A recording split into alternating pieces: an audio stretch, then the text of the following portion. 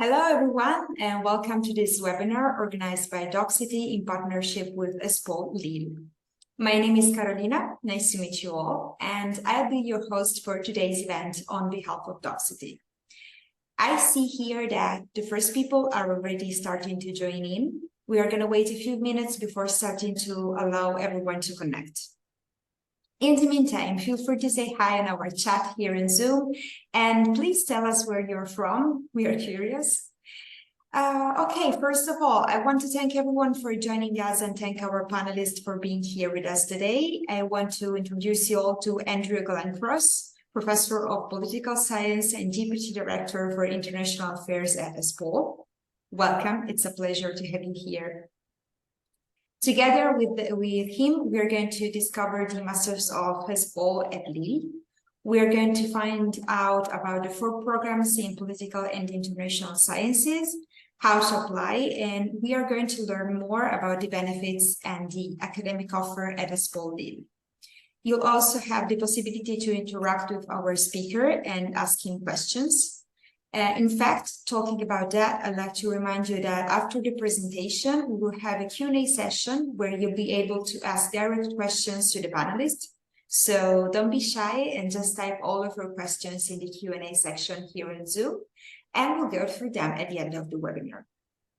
Also, for those of you interested in receiving a certificate of attendance by Docsity for this free masterclass, stay tuned because we will post the link to get the certificate at the end of the session.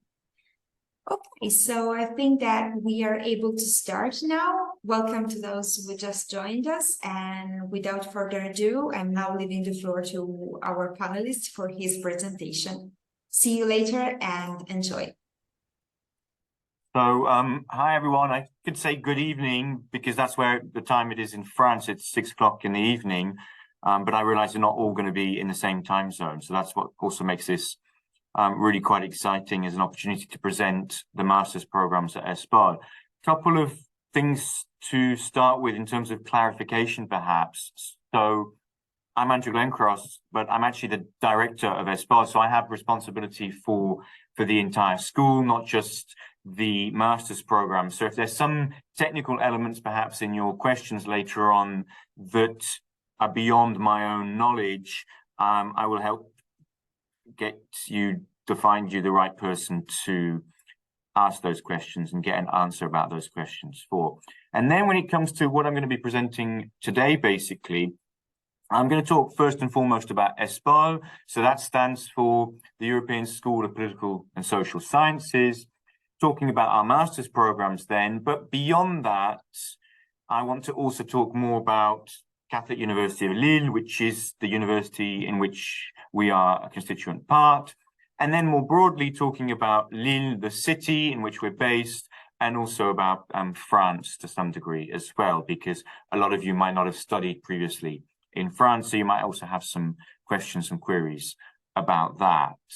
If you also think that maybe I'm going too fast because maybe you're also not used to so much a British accent like mine, then feel free to also put that in the chat box and I can get a prompt, a reminder to perhaps slow down if necessary. But if you're still with me, then I'd like to move on by talking then about where we are, which is ESPOL at the Catholic University of Lille, which stands out for a number of reasons.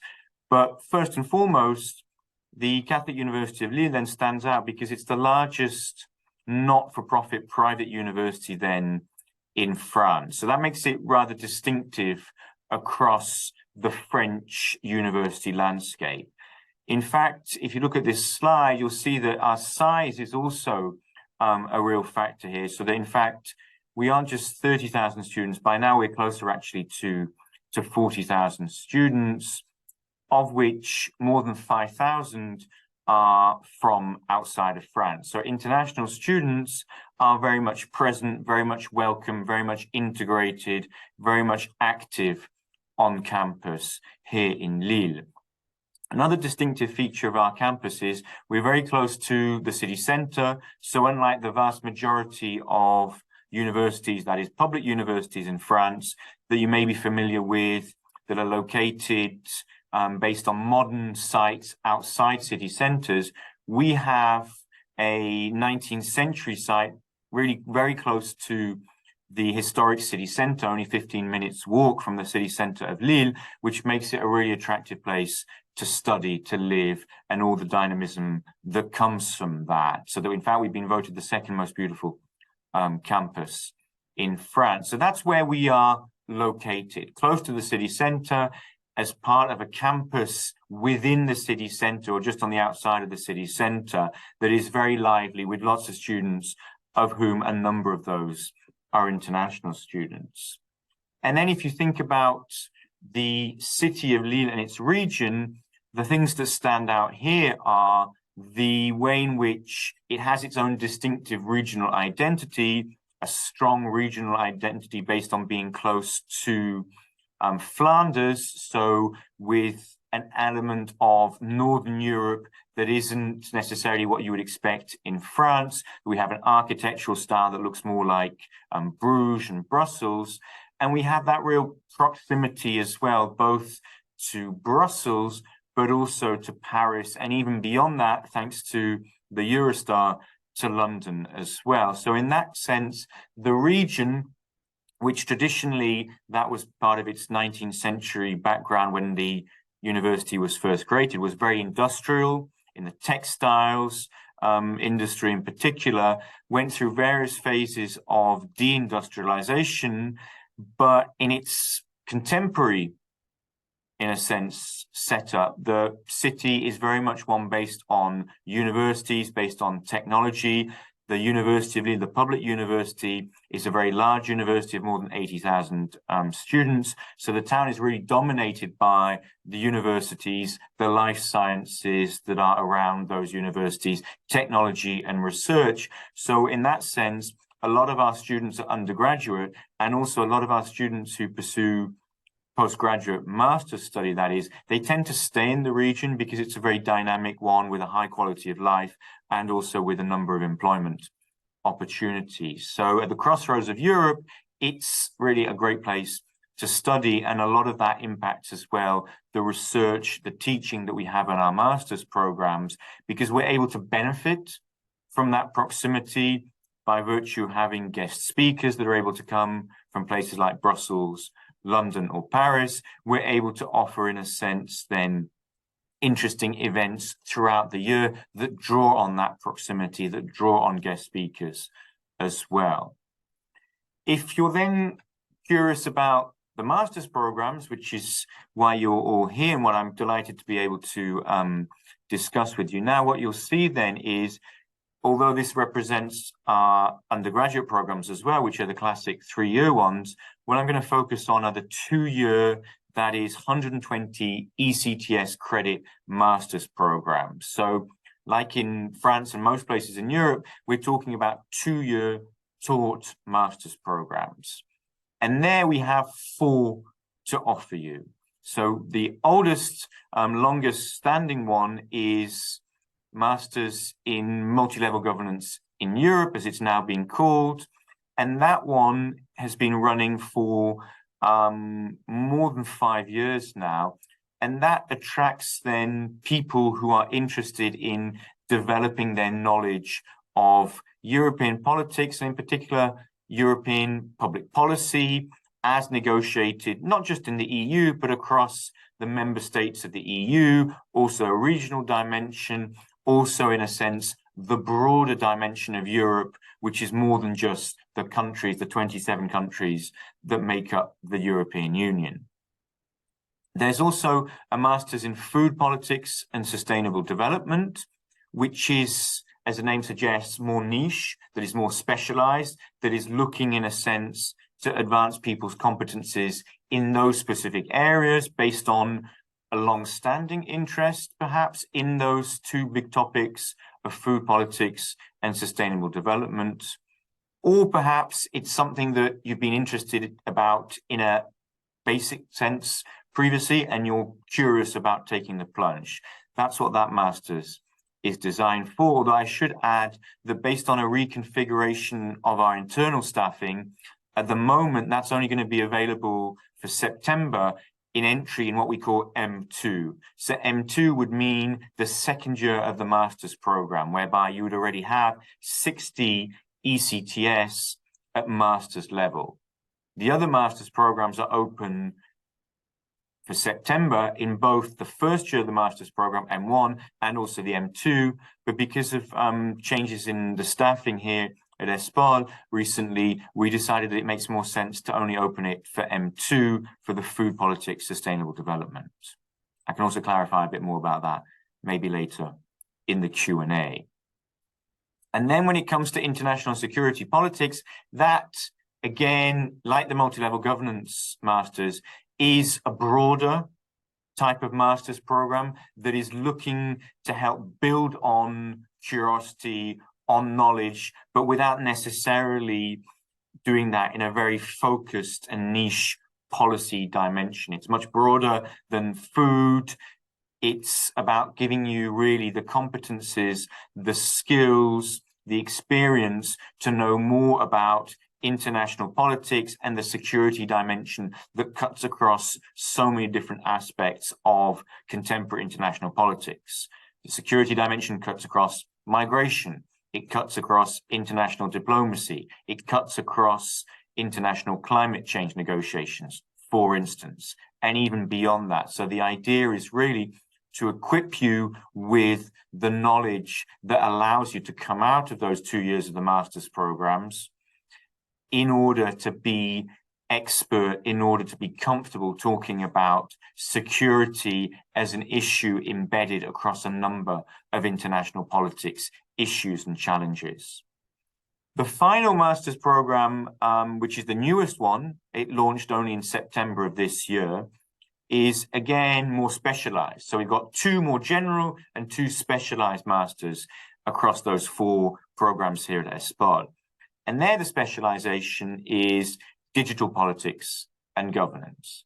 And the reason we launched this master's was because we realized that there was, on the demand side, demand from students who had done maybe some aspects of digitalization, whether it's about digital politics or about aspects to do with how the digital revolution is affecting politics, the public sphere, governance more generally.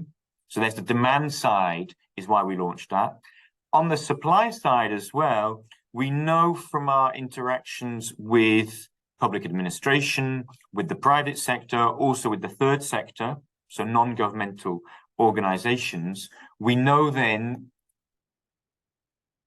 that there is a great interest in having people who are trained in knowing about the impact of big data, knowing about the impact of artificial intelligence, knowing about how all of that is affecting public policy, is affecting political behavior, is affecting how governments, how the state, different agencies of the state think about digitalization in terms of vaccine passports during the COVID pandemic. All of that is affecting the world of public administration. And so to meet that both demand and supply out there for more expertise, that's why we launched this master's in digital politics and governance. So that's really the transition for me to talk more about that particular master's program. So on that basis, if we look at the way in which the digital politics and governance masters is configured, what you'll see there basically is that it's about trying to cater for new career opportunities in this sector. And to do that, the way in which we've tried to build that master's program starting this year then is to try and allow students from different backgrounds to study the different building blocks, if you will, that are important to put together in order to become competent, in order to become expert in the design, the complexity of digital policy solutions when it comes to public administration, when it comes to the third sector, when it comes even to the private sector as well. So that means the building blocks are to do with political, legal, social problems, but also solutions offered by the digital revolution things like big data, as I suggested, things like artificial intelligence, things like the regulatory practices that cover those areas, that cover big tech companies, a lot of which comes out of the European Union then. We've designed then this master's program to give you then a way to think through, the way also to have some of the methods, the research tools for understanding what policymaking in this area consists of, and to get a handle on how far those policies can address, can solve challenges, threats, risks, and make the most of the digital revolution's opportunities. So that's why we thought it was essential to complement our other master's programs, to create a master's program that allows you to become then a professional in public-private organizations that deal with digital politics and digital governance more broadly. Because as I said, there's student demand, and we need to match that with employer, the supply of jobs in this area. And then the next master's program I would like to talk to you about is then our most established one, the master's in what we now call multi-level governance in Europe. So there the idea is, again, responding to supply of employment, the supply of jobs in public administration at city level, at regional level, at national, at international level, in Europe and also beyond. So that I know in my experience teaching on this course, we've had some very good students from outside Europe, from, for instance, the Philippines, for instance, from South Korea, who on the basis of their professional ambitions, they also needed to a large degree to know more about how the EU works, how the EU regulates, how public policies are made in order, for instance, to work in international education in the Philippines, in order to work, for instance, in public administration in South Korea when dealing with trade, because the EU is a massive trade negotiator, trade actor on the global scale. So that, in a sense, is what this master's program is trying to prepare students to do, without, I should say, assuming too much prior knowledge of the European Union, of EU politics, EU institutions. It's great if you have that. And again, I'll talk more perhaps about our expected ideal prerequisites, if you wish, across the different master's programs. But just suffice it to know that for this master's, which is more general then, even if it's focused on multi-level governance in Europe, the idea is to bring everyone up to speed, even if they come from different countries, different levels of experience about knowledge of courses to do with the EU at undergraduate level. We're trying to take all of that into account to equip people then with the ability over the 2 years to become comfortable, to become confident in knowing how the EU works, how it has an impact on everyday life by regulating a number of different sectors. It could be big tech, it could be what we call the EU single market more generally, it could be about climate change, all of these topics that the EU is discussing, legislating on pretty much every day. And some of the knowledge that is essential to understand that is difficult to garner, especially if you're from outside of Europe when you started your undergraduate career. But if you want to develop that expertise, our master's program here is a great way for doing that, for, in a sense, developing future professional opportunities in Europe, in politics at a global level as well, basically. So that's the second master's program. The third master's program, again, like the multi-level governance in Europe program, this is a generalist program with a generalist then type of student profile that starts this degree and completes it, of course.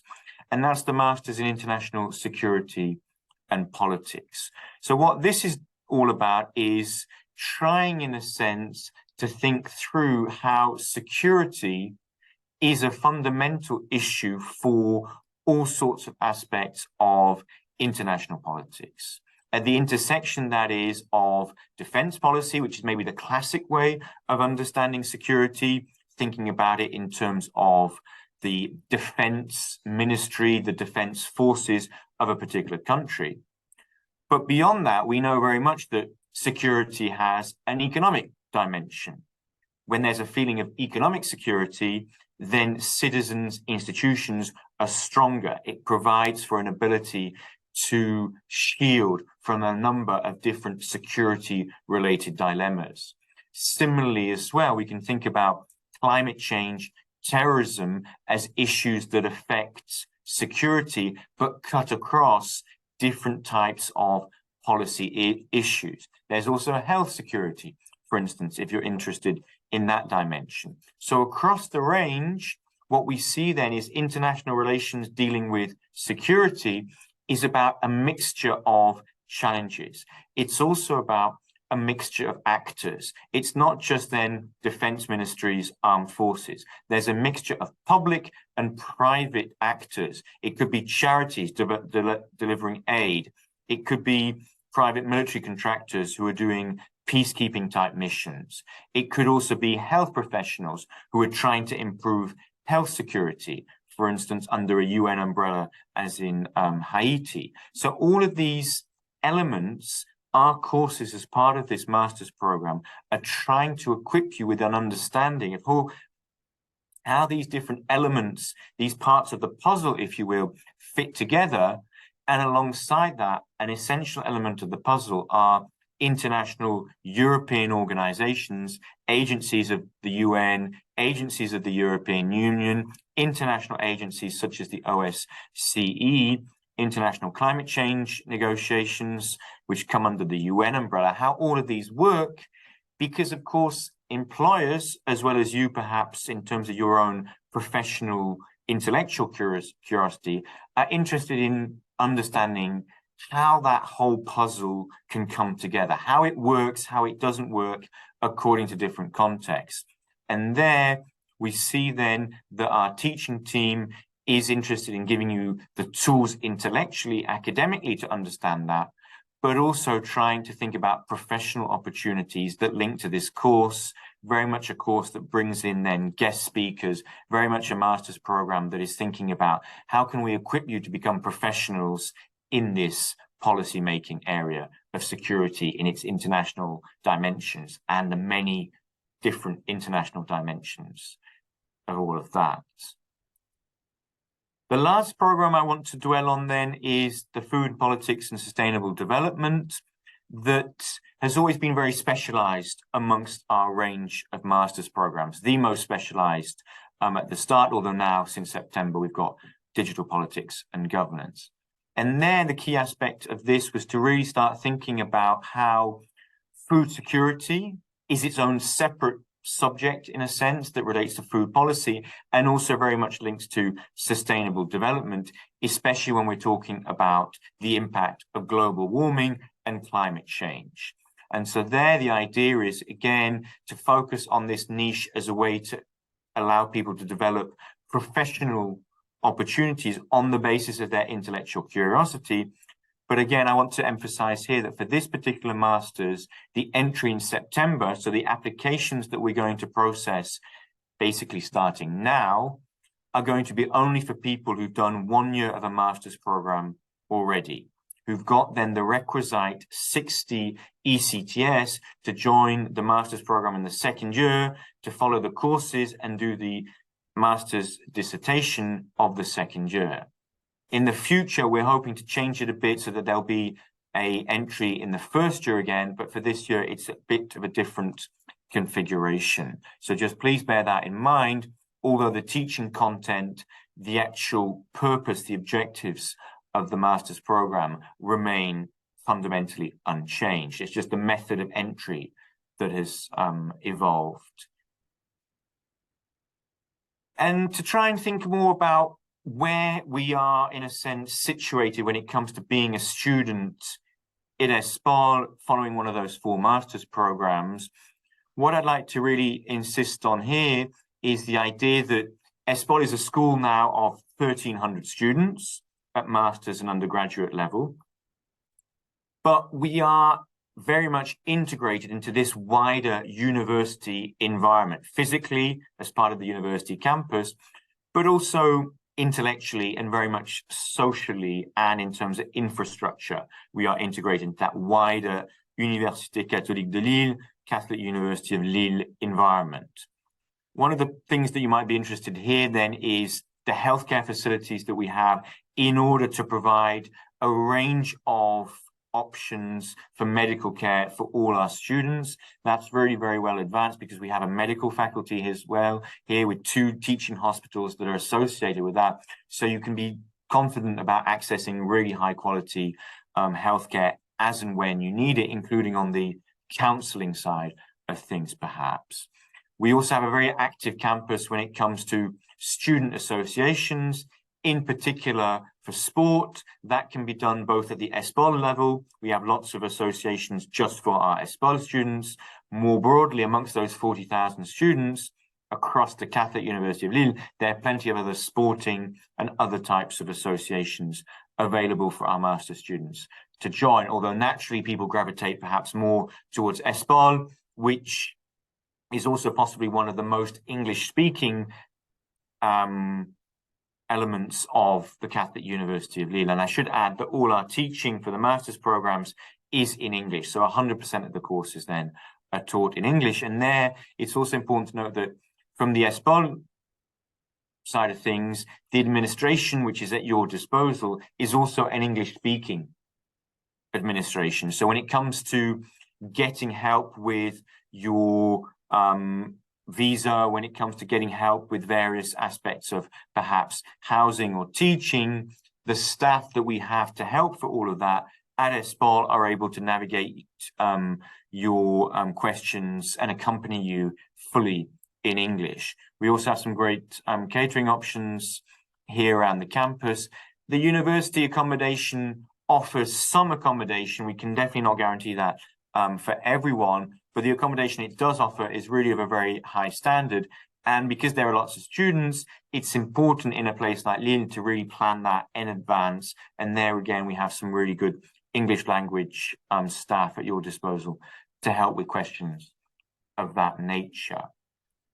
Then to basically finish off, because I think this is something that is often the first and subsequently also the last, in a sense, question that people want to have resolved and people want definitive answers to when they're thinking about applying for a master's program is, am I eligible? What are the eligibility criteria for admission? So here, the basic principle to remember is for all those masters, for which we also do shortlists, we might also do interviews. All of that starts then on being able to meet the basic eligibility criterion, which is an undergraduate degree then of 180 ECTS equivalents at the time of entry to ESPOL. On that basis, the next question naturally is, well, what kind of degrees are the right degrees at undergraduate level to have taken in order to meet the eligibility criteria for the different master's programs? That is actually a much more tricky question, because what we are doing when we're looking at our applications, provided you meet the 180 ECTS, then we definitely like a political science background for those master's courses, but it's not a bar. Not having a political science international relations degree at undergraduate level with 180 ECTS isn't a bar for applying. Rather, we look at the total profile that you're able to put together in terms of the package of application materials. The idea being then that we want to see, if we look at your motivation, why you're interested in this particular master's program. What is it about the courses? What is it about your professional ambitions that makes you want to take this master's program? What is it about your curiosity, your existing skills beyond even maybe your undergraduate degree that make you a good fit? What will you, in a sense, add to the program? Where's the added value coming from your application? Where's the added value in terms of what you want to do with this master's program and the way in which it's your actual part of your plans for future study, future career, etc. And that's why the personal statement is so important. Yeah, the personal statement explain your interest in the study program. So don't make it generic. try to tailor it to the specific program you want to apply for, and give us a rationale, give us an explanation, especially if you're coming from a different type of background. It could be literature, it could be perhaps economics, it could be something very different from political science, international relations. So you've got to sell yourself and why you're interested, what you know about the course content that makes you the right person to be admitted. That's a personal statement in English then. Similarly, in English is the CV, as well as we'll need then official transcripts for proving your ECTS, your credit equivalence of 180.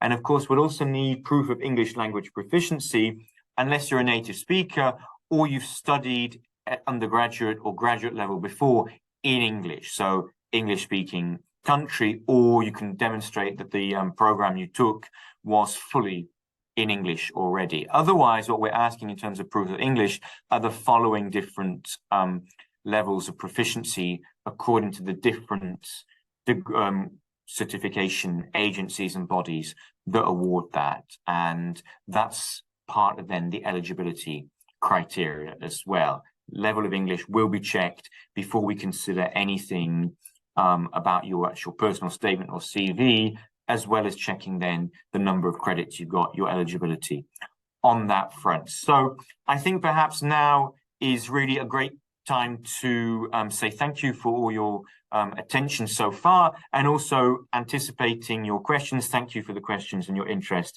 in ESPOL. I'm happy to field questions as and when I get them from partners at Docsity. Thanks again for all your attention.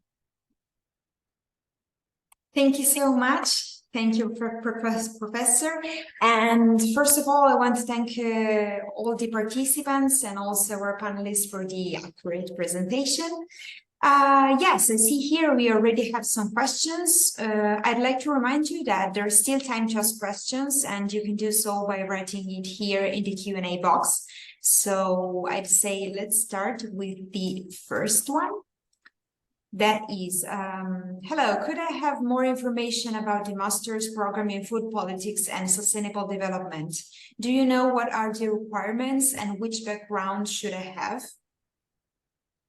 Okay, so the first thing here to bear in mind is, again, that the requirement for this year is you'll need to have done 1 year of master's study in really a similar area. So that means not only will you need the 180 ECTS at undergraduate level, you would also need on top of that 60 ECTS at graduate level, so beyond undergraduate, in an area that is related to food politics and sustainable development. So that means, have you done something that looks maybe at sustainable development at master's level for 1 year? Have you done something that looks at the economics of food politics, or something to do with the economics of sustainable development for 1 year at master's level? So that's a bit different from the other master's programs, whereby what we're looking for is just the 180 ECTS at undergraduate level.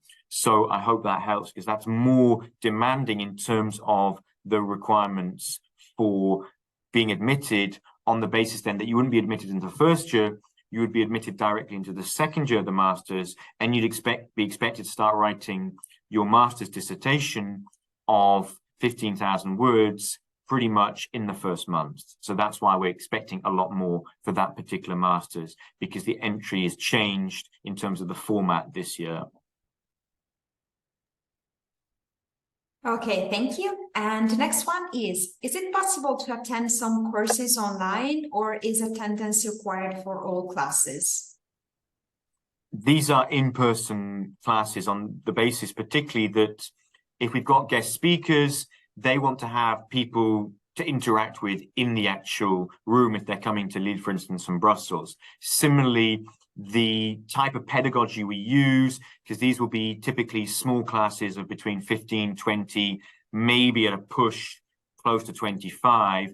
The exercises we'll do in those seminars very much depend on peer interaction, group involvement, flipping the classroom and doing research in groups, for instance, during the class. Those are things that we can't do online. So barring pandemic a illness or absence on the part of the instructor, there's no reason why these would be online, these courses. Okay, thank you so much. And let's move to the next one. That is, having studied in a program of digital marketing applied to international sciences could be beneficial for the master's program in digital politics and, governance. I mean, I like the sound of that because if you think about digital marketing, you're talking about data, techniques, knowledge that are very relevant to political communication using digital tools. So in a sense, political marketing in a digital age has a lot of similarities with digital marketing. You're talking about social media, you're talking about effective mobilization, you're talking about data to do with sentiment analysis, perhaps trends, all of these things that very much apply to the world of digital politics and by extension governance of the digital space, because perhaps there are things to do with political communication where the legislation, the rules in various countries haven't kept up to speed because we have very strict rules, for instance, on political content around elections on TV, on radio, in the newspapers. We need to make sure then, from a governance perspective, that good rules also apply for messages that are using social media to achieve the same political ends. So I think that's actually a really interesting background for that particular master's program. Great, thank you. And next one is, I would like to actively work in the international field for environmental conservation. Could the master's program in multi-level governance be helpful in this regard? So if you think then that international environmental conservation is a field in which knowledge of public policy is essential because environmental conservation is achieved through national, international, regional measures, whether that's in Europe, in Africa, in Asia, etc., then knowledge about how the different actors and stakeholders when it comes to environmental conservation interact to produce legislation, to enforce existing legislation, to create different types of international agreements for all of that. A lot of that will be found in the modules of the multi-level European governance masters, because the EU is such a massive player in environmental conservation. It's doing that at the global level via UN climate change negotiations, a key actor there. It's also doing that via, for instance, trying to do trade deals that include sustainable development goals, biodiversity, for instance, in the trade deals it does when, for instance, the EU does trade deals with African countries.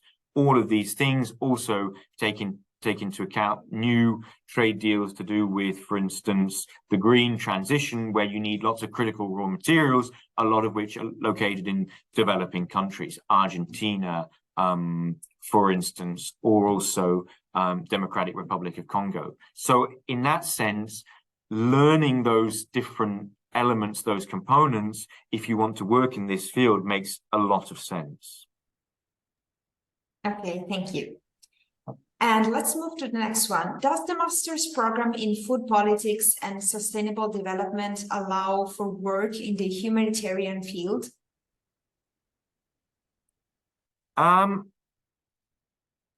It does, but I would say it's not the only one, because, I mean, the humanitarian dimension is very much present in the international security and politics masters, notably, on the basis then that the humanitarian environment might be about international law, it might be about peacekeeping, it might be about international negotiations to achieve humanitarian ends.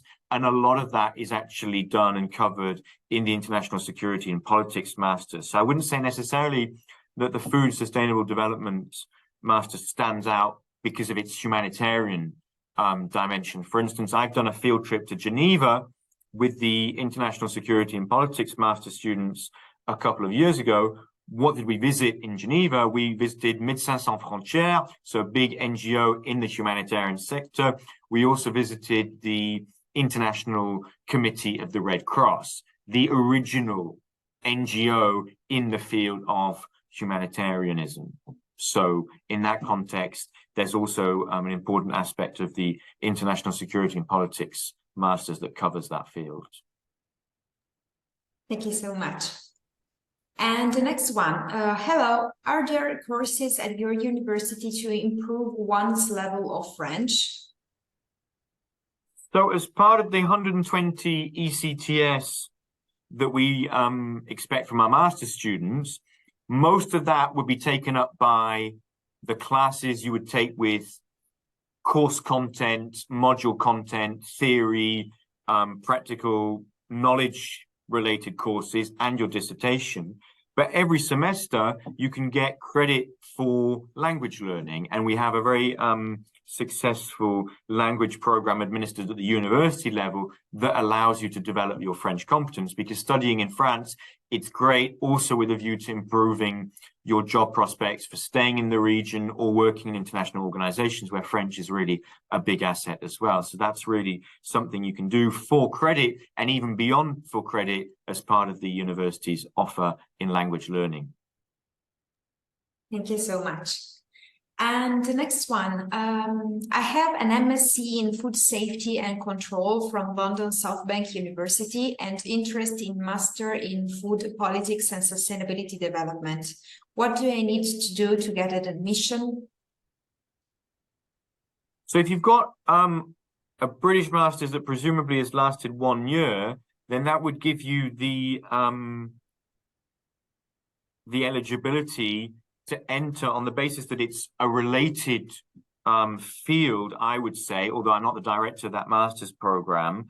But I think there you have a good chance in terms of selling your expertise that you already have, but in particular as well, saying that you want to add an extra dimension, presumably more to do with the politics or the sustainable development aspect, to then be able to proceed directly into the second year of that program in order to get the M2 qualification for that master's program. So I think that would work nicely. Thank you. And the next question is, hello, what is the cost of the tuition fees? Also, are there opportunities for funding for international students? So apart from the funding that might be eligible from your home country based on the French government's scheme that is run by the organization called Campus France, which can fund study in France. Apart from that, we do have some bursaries, but given the number of students, the number of applications, and the fact that these bursaries are shared across the university, the number of bursaries of that type to give full tuition waiver for ESPOL is normally very limited, maybe 1 or 2 a year. Although this year we have a special program for people who are refugees seeking to integrate one of our master's programs. So we've got a student who's has an international protected refugee status, who has a scholarship to attend the program on international security and politics. Otherwise, the fee structure is slightly complicated, but there's a simulator that you can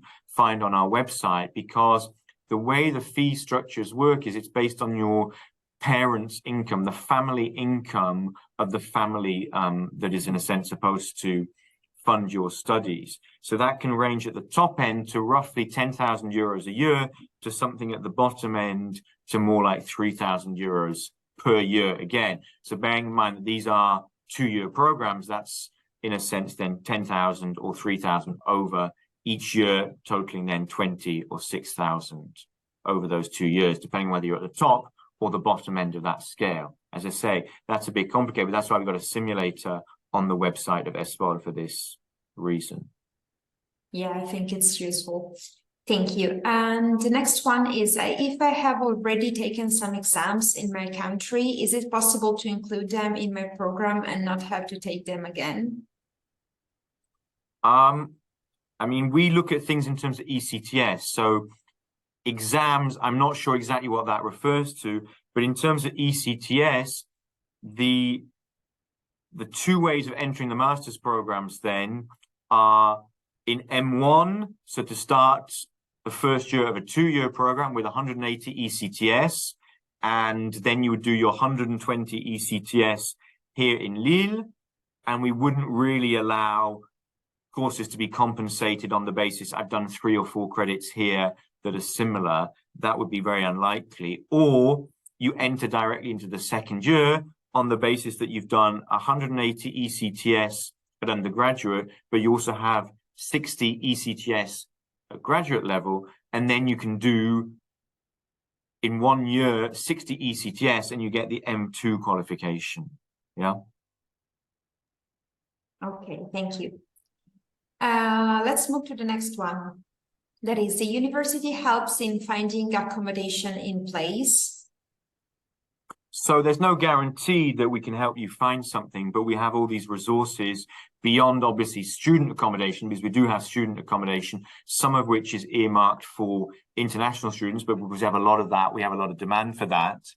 But we do have staff in place to help you with the resources to find that. But ultimately, of course, we can offer you information. We can't negotiate meetings with landlords. We can't negotiate contracts, etc.